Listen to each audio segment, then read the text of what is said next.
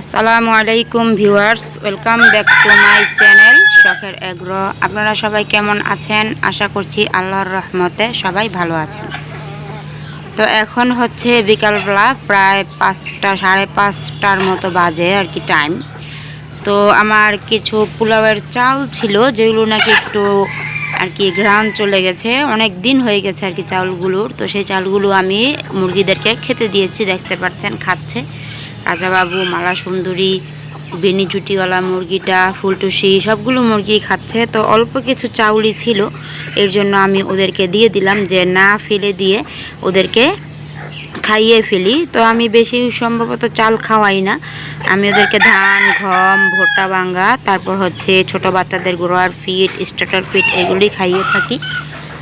তো আজকে খাবারগুলো ছিল বিধায় আমি আর কি চালগুলো দিয়ে দিয়েছি। তো ওরা সুন্দর মতো চাউলগুলো খাচ্ছে, দেখতে পাচ্ছেন। এই যে ঝর্ণা সুন্দরীও কিন্তু খাচ্ছে, সবগুলো মুরগি খাচ্ছে। বিকাল টাইম করে দুপুরে খাবার দিয়েছিলাম, আর এখন খাবার হিসাবে আমি এই চালগুলো দিয়ে দিলাম, যেন ওরা খেয়ে ফেলে। আর ক্ষুধার্ত থাকলে তো যে খাবার দেই ওই খাবারটাই খেয়ে ফেলে, কোনো সমস্যা হয় না। তো ওরা খাচ্ছে। আপনারা কি আপনাদের দেশি মুরগিগুলোতে কেউ কি চাউল খাওয়ান নাকি? অবশ্যই কমেন্ট করে জানাবেন। আমি কিন্তু সব সময় খাওয়াই না, আমার ভিডিওতে আপনারা দেখতে পারবেন। আজকে হঠাৎ করেই চাউলগুলো ঘরে ছিল, বা একটু ঘ্রাণ চলে যাওয়ার কারণে, অনেক পুরনো হয়ে যাওয়ার কারণে আমি পোলাওয়ের চালগুলো দিয়ে দিয়েছি, ওরা খেয়ে ফেলুক, এর জন্য আর কি। আর ডিম পাড়া মুরগিদেরকে আপনারা অবশ্যই লেয়ার 1টা খেতে দিবেন, তাহলে আপনাদের মুরগিগুলো বেশি বেশি ডিম দিবে, প্রত্যেক দিন ডিম দিবে এবং ডিমের পরিমাণটা বাড়িয়ে দিবে। যেমন যে মুরগি নাকি 10-12টা ডিম দেয়, লেয়ার 1 খাওয়ালে ওই মুরগিগুলো দেখবেন 15টা 16টা করে ডিম দিচ্ছে, যেরকম আমি আর কি বুঝতে পেরেছি লেয়ার 1টা খাইয়ে।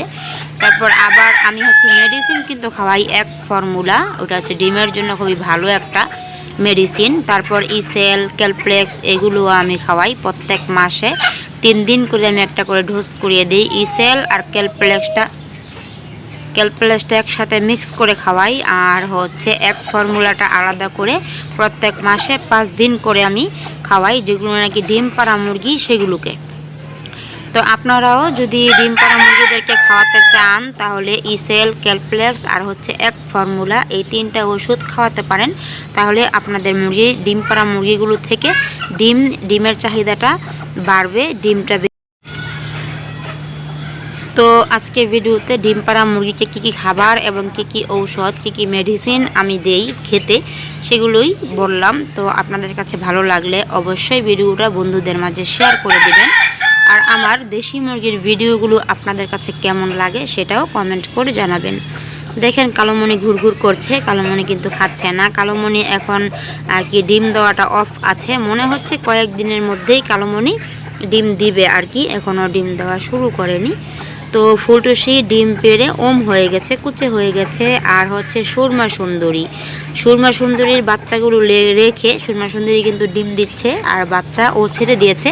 বাচ্চাগুলোকে আমি খাঁচায় আটকিয়ে রেখেছি, আর সুরমা সুন্দরীকে বাহিরে ছেড়ে দিয়েছি, কেননা ও এখন ডিম দিচ্ছে, বাচ্চাগুলোকে ঠোকরাবে, বাচ্চাগুলোকে আর ওর সাথে রাখবে না, এর জন্য আমি ওকে আলাদা করে দিয়েছি। এই পর্যন্ত সুরমা সুন্দরী 3টা ডিম পেড়েছে, আজকে পারেনি। ও আবার একদিন পর পর ডিম দেয়, প্রত্যেক দিন আর কি ডিম দেয় না, একদিন পর পর আর কি ডিম পাড়ে।